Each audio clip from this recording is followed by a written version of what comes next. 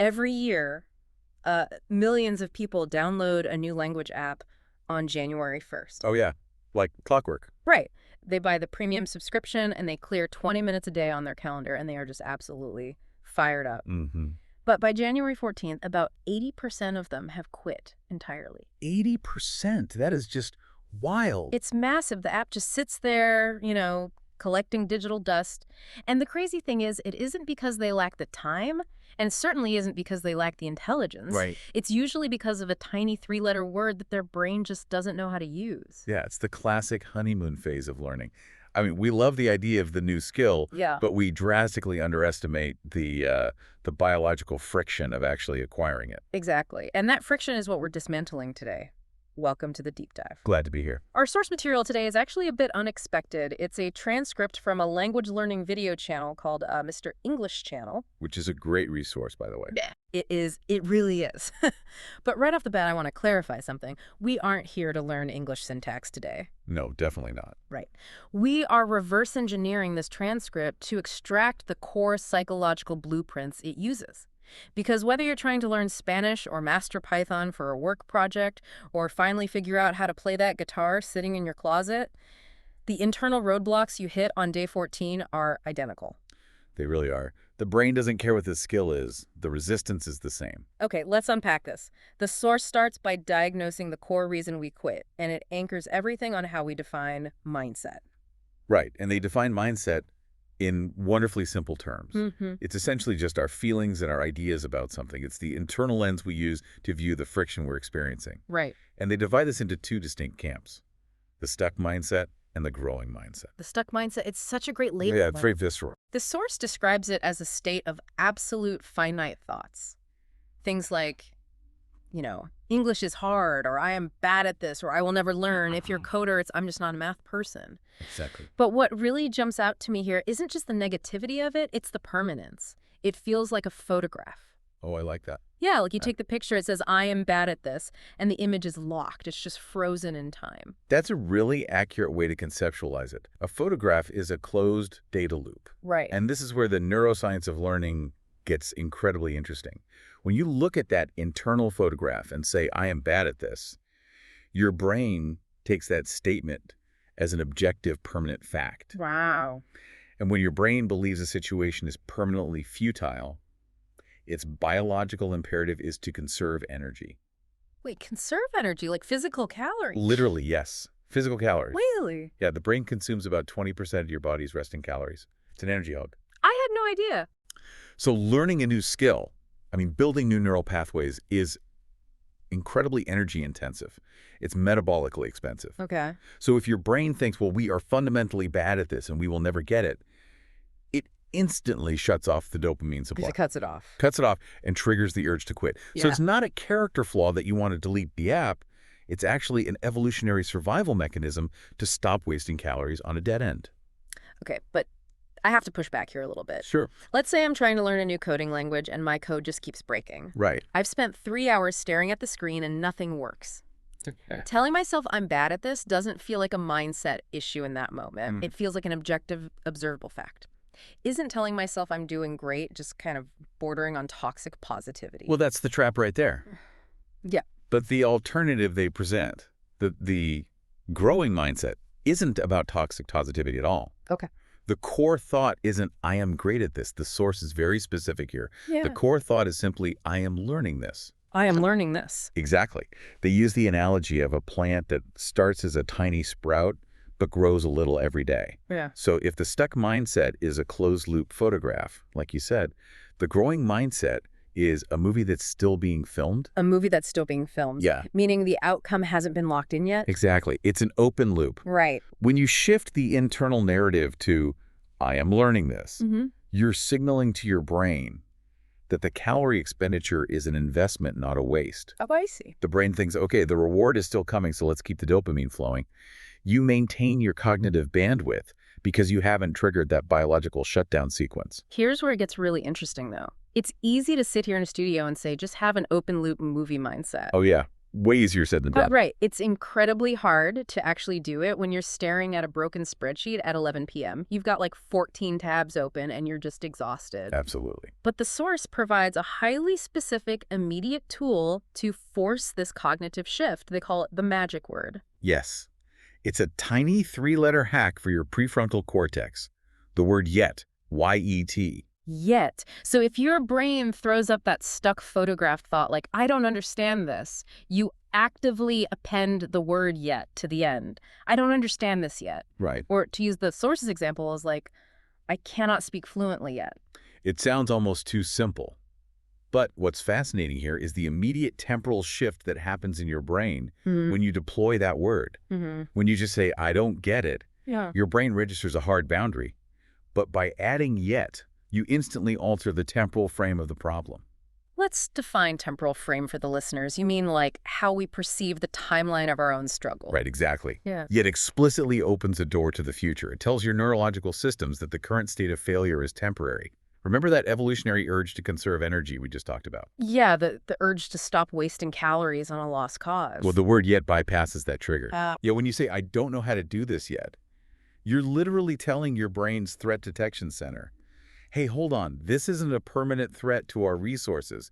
We just haven't finished processing the file. Keep the operation running. Exactly. Keep it running. It keeps the prefrontal cortex, the logical problem-solving part of your brain online.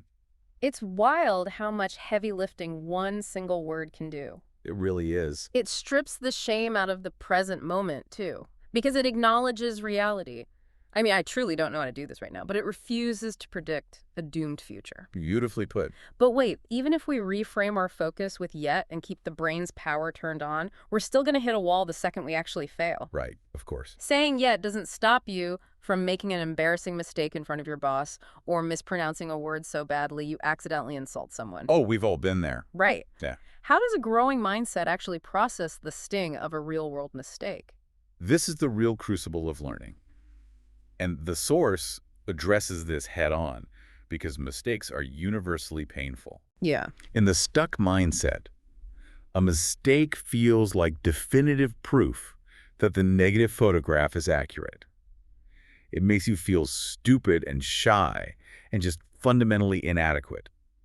But the growing mindset, according to the transcript, actually loves mistakes. Yes. Which, let's be honest, sounds completely unhinged at first glance. It does. I mean, nobody wakes up and thinks, boy, I really can't wait to publicly fail today. No, nobody does. It sounds counterintuitive until they ground it in a very specific developmental analogy. Okay.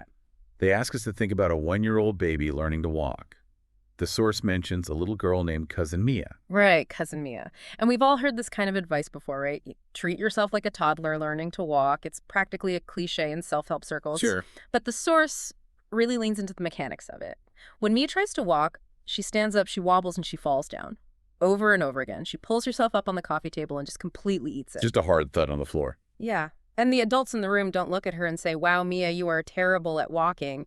You should probably just accept that you're a crawler and give up. Of course not. We instinctively clap. We encourage her. We say, good job, try again. Yeah. We have infinite patience for her failure. So here's my question. If it's so instinctive for us to support a baby failing, why is it so incredibly hard to apply that to ourselves? That's the million-dollar question. Why is my internal monologue so ruthless when I stumble over a new concept? I would never, ever speak to a falling toddler the way I speak to myself when I mess up a presentation. It's profound double standard.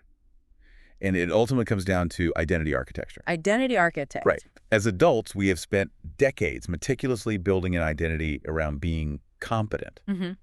We know how to drive, we know how to pay bills, how to do our jobs. We are capable beings. Yeah. So when we step into a brand new arena like learning a language or complex software, and we suddenly cannot perform, our brain interprets that lack of competence as a massive threat to our identity. Because we attach moral weight to it. We think, well, I made a mistake, therefore I am a flawed professional. Exactly. But the baby doesn't have an ego about walking yet. A 1-year-old doesn't have an identity built around being a master pedestrian. Right. When the baby falls, she's just experiencing physics. Gravity won that round. Gravity just did its thing. Yeah. There's no shame. There's just a physical outcome. That's what the growing mindset tries to recapture for us. The source emphasizes that we need to view a mistake simply as information. Pure information. That reframing completely changes the emotional temperature of a failure. It does. Think about how an algorithm learns. It Yeah. runs a task, Mm-hmm. gets an error, and says, okay, that input did not produce the desired output. Adjusting the pathway. Right. It doesn't sit there feeling bad about the error. It doesn't need a therapy session. Sure. It needs the error to map the correct route. When you use the wrong word in Spanish, your brain is just receiving necessary data. If you can view your mistakes as pure data points required for the error correction algorithm rather than indictments of your character, you become virtually unstoppable. Wow. The source's takeaway here is beautifully simple. Be a good friend to yourself when you make a mistake. Treat yourself like Cousin Mia figuring out gravity. Exactly. Okay, so we've mapped out some really powerful tools here. We're keeping the cognitive loop open with the magic word yet, and we're neutralizing the ego threat of mistakes by viewing them as neutral data points. But there is one final massive roadblock the source brings up, and frankly, it's the one that usually derails me. What's that? It's the sheer, terrifying volume of work required to actually get good at something. Oh, yes. The scale of the endeavor, it's daunting. They call it the tall mountain problem. If your goal is, I'm going to become fluent in English or I'm going to become a master programmer, you are standing at the bottom of a massive mountain staring at the peak. And just looking at how far you have to go makes you feel exhausted before you even start. So you set these impossible, heroic daily goals. Like, I must study for 5 hours straight today. Which never works. Never. And what happens? You inevitably fail to do it, which kicks you right back into the stuck mindset. It's a completely self-sabotaging loop. The sheer size of the ambition actually becomes the primary obstacle to achieving it. And the biological reason for this brings us right back to the brain's threat detection center, the amygdala. Let's dig into that. How does the amygdala react to a massive goal? Well, your amygdala is constantly scanning your environment for threats, right? The lizard brain stuff. Exactly. And it doesn't just look for physical danger like a tiger in the bushes. It looks for threats to your metabolic resources, too. Oh, back to the calories. Up to the calories. When you tell your brain, we need to focus intensely and study for 5 hours today, the amygdala looks at that massive cognitive demand and interprets it as a severe threat to your energy reserves. It essentially says absolutely not, that will drain us entirely. Yeah. And it triggers anxiety, overwhelm, and procrastination to stop you from doing it. So the procrastination isn't laziness. It's the brain trying to protect its battery life from a massive drain. Precisely. It's a defense mechanism. So the solution the source offers is radically counterintuitive to how we're normally taught to chase big goals. Okay. They say stop looking at the top of the mountain. In fact, lower your gaze entirely. Just look at your feet and take one single microscopic step. And they illustrate this with a story that perfectly captures this shift. It's about a man whose goal was to build this beautiful, massive, incredibly long wall. The wall story, yes. Yeah. But every time he stood in the empty field and looked at the giant space where the wall was supposed to go, the sheer scale of the project paralyzed him. He thought, I can never build this. It's too much work. I don't even know where to start. He's just staring at the grass, feeling totally overwhelmed. He was completely trapped in the macro view. Right. And then a wise friend comes along and gives him what sounds like the worst advice ever. The friend says, stop trying to build a wall. Which sounds like just give up. Exactly. Like, what kind of advice is that? But then the friend drops the real secret. He says, your job today is not to build a wall. Your job today is to look at this empty space, pick up one single brick, and lay that one brick as perfectly as you can. And that completely bypasses the amygdala's threat response. Yes. Yes. Because it's so small. The man just focuses on one brick, he lays it perfectly. The next day he wakes up, ignores the empty field, and just lays one more brick perfectly. And he just keeps doing that day after day, laying single bricks. Until eventually time passes, he looks back and he's built this massive, beautiful wall. If we connect this to the bigger picture, the underlying psychology of skill acquisition here is an absolute masterstroke. Really? Oh yeah. The secret to massive towering achievement isn't to ramp up your daily expectations. It's to aggressively, almost ridiculously, lower your daily expectations to something undeniably achievable. The source lays out exactly what a brick looks like for a learner, and it's almost shockingly small. Yeah, give us an example. If you're learning a language, a brick is not a 3-hour grammar session. A brick is deciding to learn exactly 2 new words today. 2 words. Literally just dog and cat. Or a brick is committing to listening to one single 3-minute song in that language.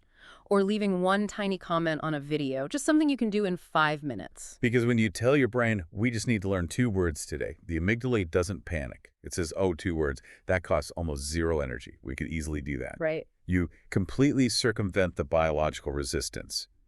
The entire philosophy is about being a tiny fraction of percent better than you were yesterday, rather than demanding an impossible standard of perfection today. It is so incredibly freeing when you really internalize it. You wake up in the morning, you look at the massive project on your desk, and you realize, I do not have to build the wall today. No, you don't. I shouldn't even try. I just have to find my one brick and lay it. It takes all the crushing pressure completely off your shoulders. It redirects all of your cognitive energy away from the intimidating distant destination and funnels it directly into the highly manageable present moment. Okay, we've covered a ton of ground today, peeling back the layers on this. Let's make sure we synthesize all of this. So what does this all mean for the learners out there? Good question. We started with a source aimed at language learning, but we've really extracted a universal, biologically backed toolkit for doing incredibly hard things without burning out. It's a remarkably practical framework once you understand the mechanics beneath it. First, we have to catch ourselves when our brain tries to conserve energy by slipping into that frozen, stuck mindset photograph of I am bad at this. Right. We have to consciously switch the narrative to the open loop movie of I am learning. Second, when we inevitably hit a roadblock, we deploy the temporal framing trick. We use the magic word yet to keep the prefrontal cortex online and the door to the future open. I don't know how to code this database yet. Third, we have to recognize that our adult egos make us uniquely vulnerable to the pain of making mistakes. We have to override that identity threat and treat errors as purely neutral data points, just essential information for our error correction algorithms, exactly like a toddler experiencing gravity while learning to walk. And finally, when the mountain looks too tall and the amygdala starts ringing the alarm bells, we stop looking at the peak. Right. We stop trying to build the entire wall in a weekend. We just ask ourselves, what is my one highly achievable brick for today? Just 2 words, just 3 minutes. Just one small step. So for everyone listening right now, think about that big project or that new skill you've been avoiding, the one that feels too heavy. Don't worry about finishing it today. Don't even worry about making a dent in it. Just ask yourself, what is your one brick going to be today? It is the absolute best place to start. And as we wrap up this deep dive looking at this entire framework of profound patience and cognitive grace, this raises an important question for me, something that pushes this source material a bit further. Oh, where does it take you? Well, we spent this entire time dissecting how to apply this growing mindset internally. Right. We've talked about how to use the word yet on ourselves, how to bypass our own amygdala, and how to grant ourselves that toddler level of compassion when we fail. But imagine the impact if we turn that exact same framework outward. Turned it outward on to other people. Yes. Think about how we usually react when someone else is failing to learn something quickly. How might applying this exact psychology change how we manage our employees, or how we teach our kids, or how we interact with our partners when they're the ones struggling? Oh. If we can train ourselves to see their mistakes as just necessary data points and their current limitations simply as skills they haven't mastered yet, how much better could we support the people in our lives who are currently staring at an empty field, terrified of building their own walls? Oh man, taking the exact grace we're desperately trying to give ourselves and actively expending it to everyone else.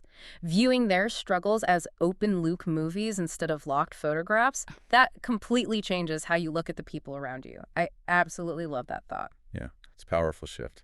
Well, on that note, we are going to leave it there for today. Find your one brick, lay it down, and we'll catch you on the next deep dive. Until next time, keep building.